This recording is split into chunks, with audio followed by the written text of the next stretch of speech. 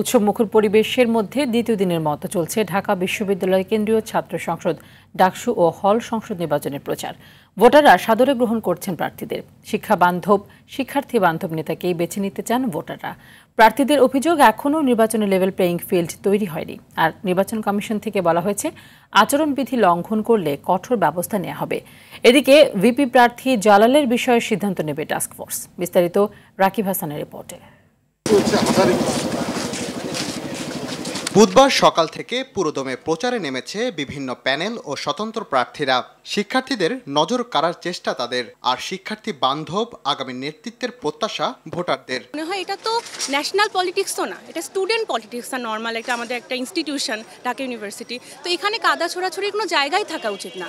সেনা মোতায়েন করে ছাত্রদের শৃঙ্খলায় নিয়ে আসা সম্ভব নয় বলে মত বিনিয়ামিন মোল্লার। এতে ভোটারদের মধ্যে ভীতির সৃষ্টি হওয়ার শঙ্কা তার। বিশ্ববিদ্যালয়ে প্রবেশ করে কোনো ধরনের অস্থিরতা তৈরি করা, কোনো ধরনের দুর্ঘটনা ঘটানো, এটার জন্য না করতে পারে। সেক্ষেত্রে বিভিন্ন পয়েন্টে তাদের ডিপ্লয়মেন্ট কিছু অংশ থাকতে পারে।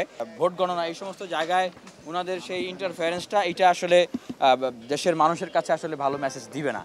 মিলিটারি ডিপ্লয় করার কথা 13 দিন 14 দিন আগে বলার মধ্য দিয়ে শিক্ষার্থীদের মধ্যে এক ধরনের ভয় বা প্যানিক সৃষ্টি করা হয়েছে, সেটাও খুব ইতিবাচক কোনো কিছু হচ্ছে না। ভোট কেন্দ্র বাড়াতে বিকেলে সিনেট ভবনে চিফ রিটার্নিং অফিসারকে স্মারকলিপি ও অভিযোগপত্র জমা দিয়েছে ছাত্র দলের প্যানেল। সে সময় ভিপি প্রার্থী আবিদুল ইসলাম খান বলেন, 40,000 ভোটারদের জন্য 8টি কেন্দ্র যথেষ্ট নয়। গতকালকে দেখেছি যে টিএসসিতে একজন স্বতন্ত্র প্রার্থী, সাহিত্য প্রকাশনা সাহিত্য সংস্কৃতি বিষয়ক সম্পাদক স্বতন্ত্র থেকে তিনি আলোকসজ্জা করেছেন, কনসার্ট করেছেন, তারপর কবিতা আবৃত্তি করেছেন, এরপরে তিনি ইশতেহার ঘোষণা করেছেন, যেটা সম্পূর্ণভাবে হচ্ছে নির্বাচনী আচরণবিধি লঙ্ঘন।